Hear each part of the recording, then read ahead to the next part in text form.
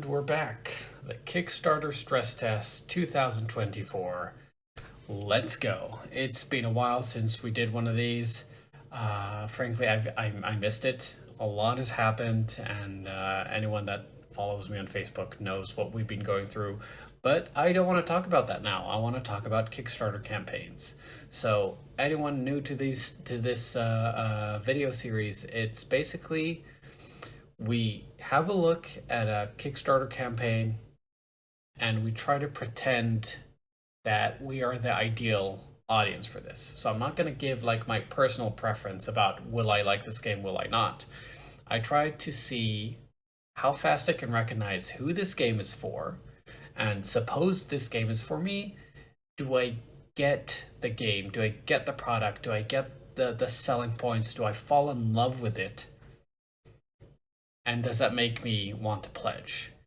And if not, what's blocking me from that info, from the things that I want to know that will get me more and more excited as we go along? I always talk about the Kickstarter page as a story. Everything is a story that leads you to that ultimate conclusion of pathos and catharsis. And that's like the emotion of buying, of wanting this experience. So I decided to just open Kickstarter and just click the first thing that jumps to me. Okay, the first thing that jumps to me. So I opened this. This is obviously based on my own recommendations, which are more board game oriented. And I see a game that's simply called Night. Okay, almost 2,000% funded, which we don't know if that means anything. This might have a $100 goal, but that looks promising. We see a main image of a character. We see this could be Kickstarter exclusive or loved by Kickstarter. We see the flags, and we see a very nice spread. I mean, even this icon, this little thumbnail, just think about this when you create that thumbnail. When it's this small, am I still able to see enough to get interested? And I think this does the job well. It says Night. It has all this info which I'm interested in, and it definitely makes me click to know more. Okay, so now we have the image a little larger. I love this art.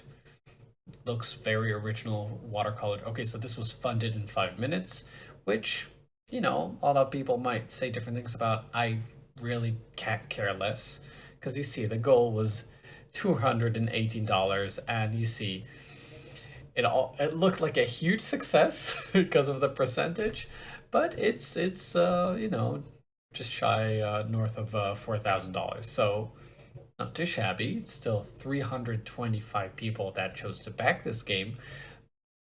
But let's see. Okay, this looks like a pretty big game. So, Night. Follow the fate of the knight in a unique print and play strategy game. It's a print and play. Okay, so that's where we're at. It would have been nice to know before, okay? And a way to know before is to have the fact that it's a print and play with the title. Night, a print and play game. Then now I'm the print and play fan. I love print and play games. I love roll and writes. I'm immediately attracted to this because that first image conveyed something totally different. It looked like a huge game, and printed plays aren't usually that big. And now I'm a bit worried because this looks like a pretty difficult production, because I'm gonna have to print this game and cut everything, and I'm seeing cubes, I'm seeing meeples. I need to find a way to get all this. So, and I genuinely like print and play games. Even before I scroll down or anything, I'm like, oh, will I be able to commit? Let's see, let's watch the video. Loud. Amidst high walls and of the night in a unique strategy game, seek influence at the king's court. Play with different collect command point. To use them, I'm blown away by the production value. Join the quest. Back Night on Kickstarter today. Good job. Mellish Studio. Never heard of them, but whoa.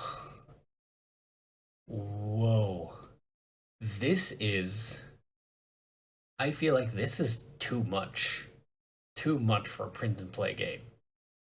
I don't know how much they pay for that video, but this is top tier quality. I feel like, and the pacing could be improved a little bit, but this is such a good video for this product, and I have a suspicion.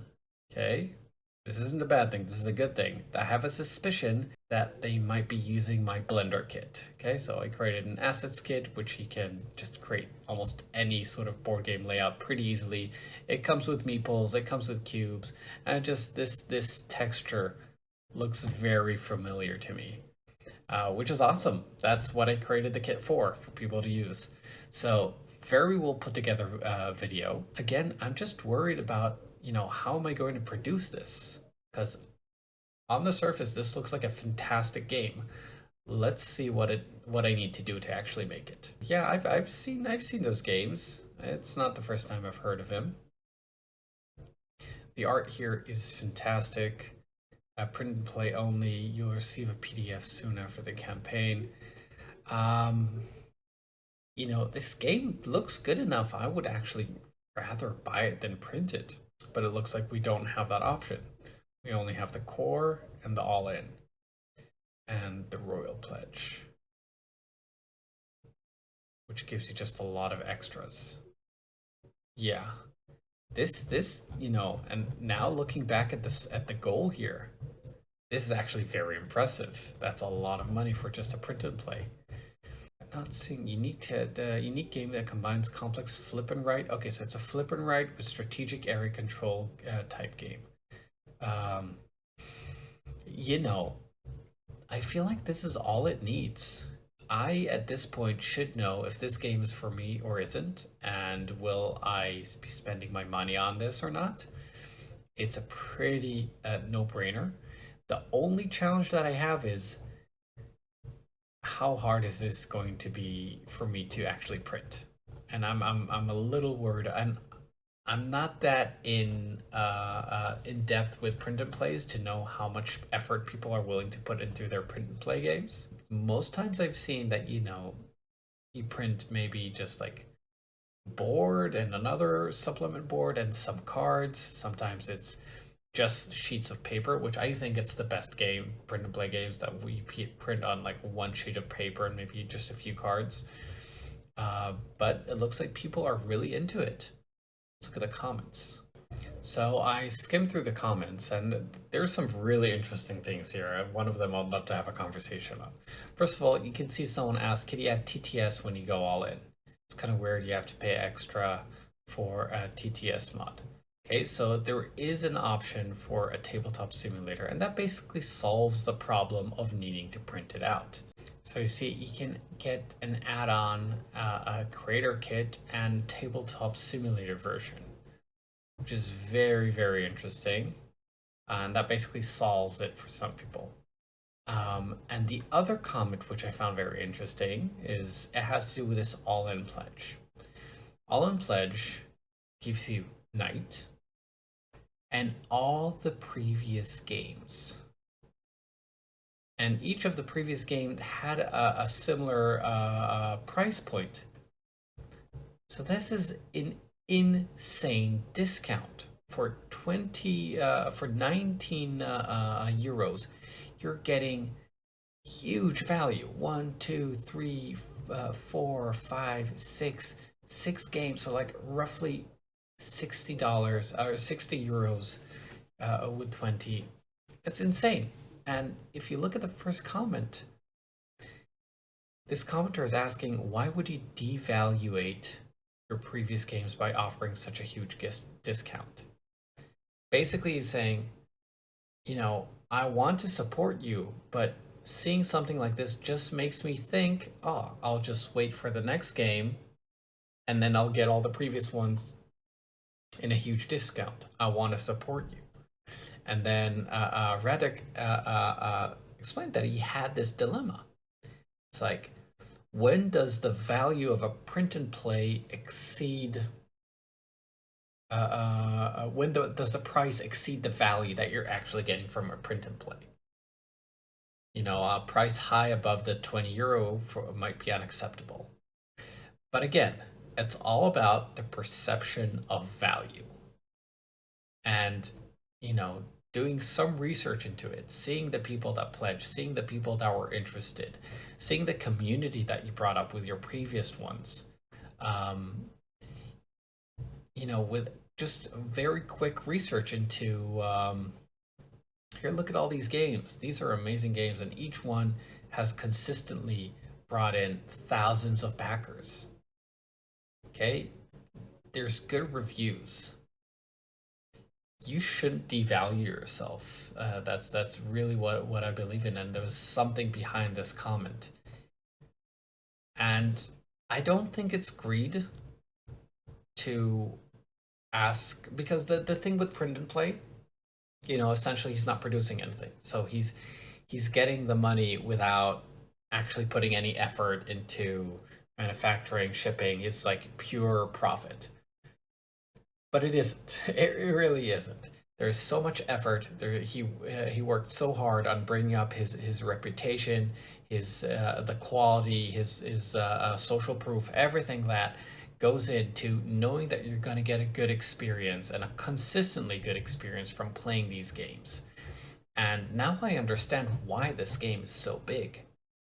Because me, as someone that loves print and play games, sees that this creator has constantly put out quality products, I will put the extra effort into print this out and play this because I know I'm getting a good experience.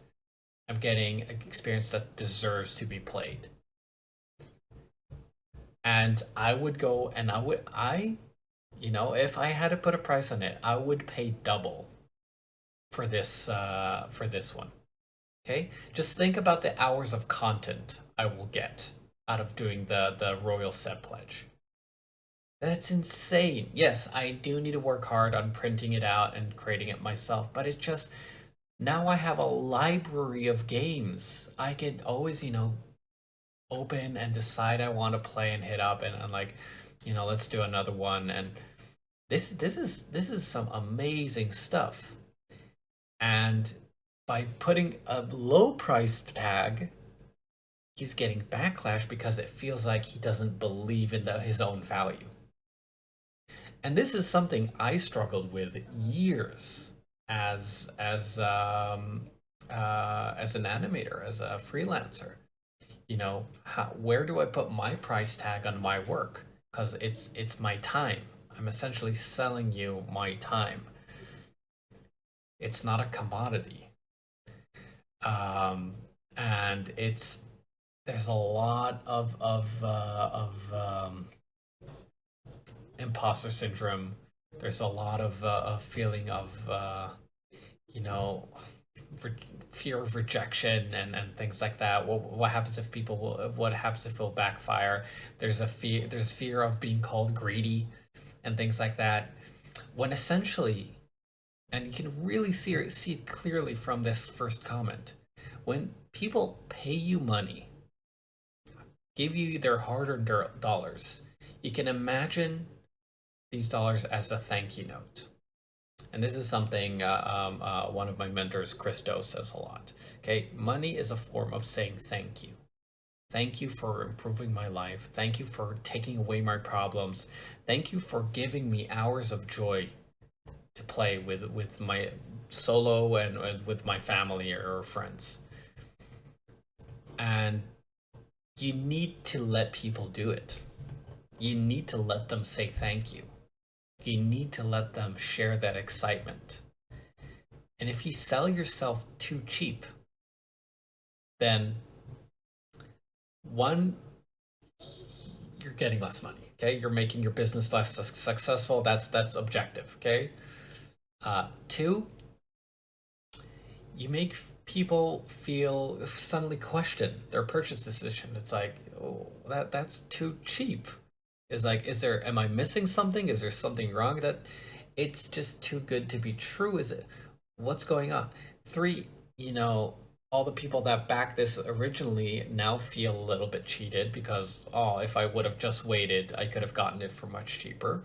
And then four, people actually want to support you, and they feel like you're not letting them in a way. You're devaluing it. And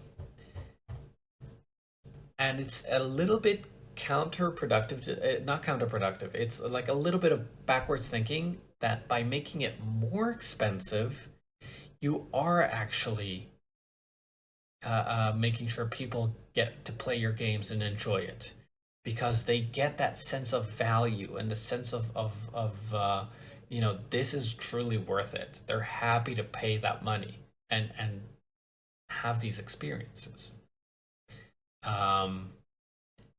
And I think that's very powerful, that exchange. Okay, you know, money versus game. So yeah, I guess that was a little ramble about value. It's something that I'm thinking a lot about myself with my